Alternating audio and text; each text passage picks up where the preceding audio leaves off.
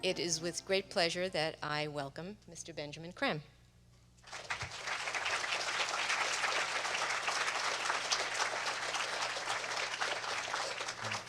Good evening, everyone. We are about to open our eyes and minds to such knowledge, such happenings that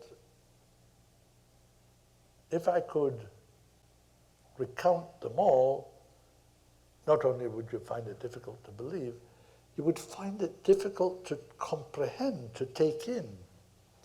The changes will be so great between now, 2001, and say the next 25 years. You will feel you are living, if you are young enough to continue in that time, you are living in a new world, a new and different planet. Well, it will be the same planet, but transformed. And transformed, I suggest, because of the entry now into our life of those elder brothers of humanity who have simply gone ahead of us in evolution, who have reached the end of the evolutionary journey on this planet, and who have nowhere else to go, it would seem. You can only go to the end, and then you have a decision. You go on to higher planets, maybe a higher solar system.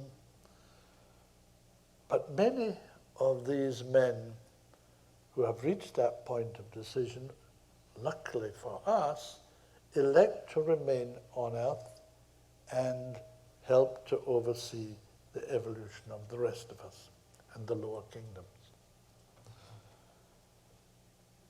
And this group, it's a very large group, form the inner government, as it were, of the planet. They are the custodians of the evolutionary plan of planet Earth. Every planet has an ensouling entity or God, a logos. And the logos, that ensouling entity, the heavenly man who ensouls the planet, has plans for it. Otherwise he wouldn't bother to ensoul it. He has plans for its evolution, and these plans involve the human kingdom, the lower kingdoms, the higher kingdoms, and all the vast collection of different forms of manifestation which his imagination, his knowledge, and his creativity brings into play on the planet. As far as this planet is concerned, our logos, our heavenly man, has a very specific plan of evolution, and the masters of wisdom, as they're called, those elder brothers of humanity, are those who handle, because they're the only ones who know about it, handle the plan, the evolution which is specific. Most people, I think, know nothing about the plan of evolution. They don't know that things proceed according to a plan, but they do, very much so.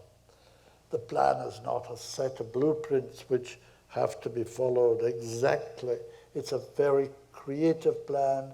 It grows from moment to moment.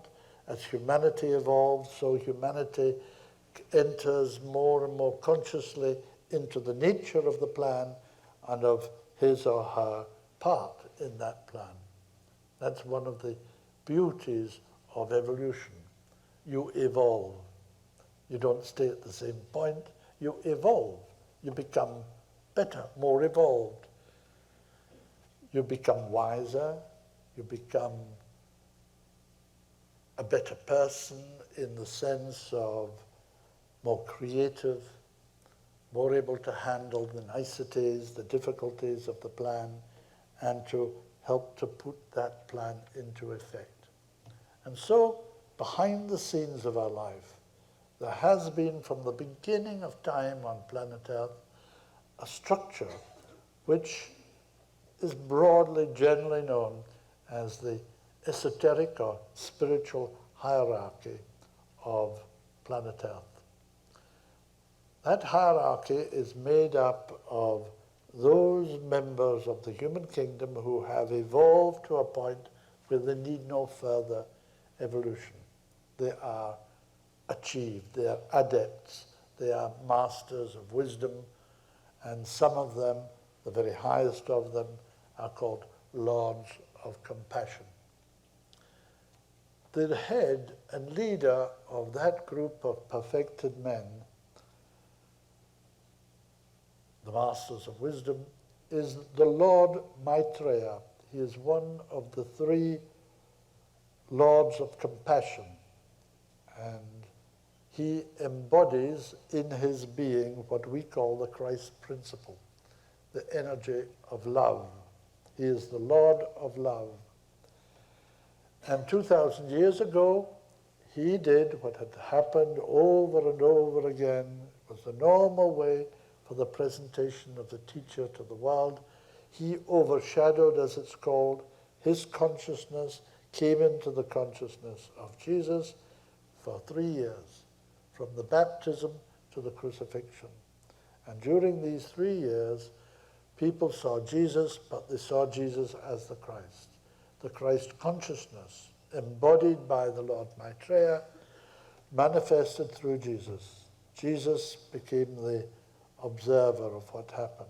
Sometimes the consciousness of Maitreya alone was in that body of Jesus. Sometimes the consciousness of Jesus was in that body alone. And sometimes the consciousness of Maitreya and the consciousness of Jesus were simultaneously in that body. And as I say, Jesus was the observer of everything that happened through him. But it was the consciousness of Maitreya who embodies the Christ principle and is the Christ of this planet, which manifested through Jesus for these 3 years. Now, as I've said, Jesus is a very, very advanced master. He's a 6th degree initiate. As Jesus, he was a 4th degree initiate. He took that initiation on the cross and is now a 6th degree initiate, one of the closest workers, brothers, colleagues of Maitreya, the world teacher, and they are practically, I would say, inseparable, and they work together all the time. And Jesus is one of the masters most evolved with this coming transformation of the earth.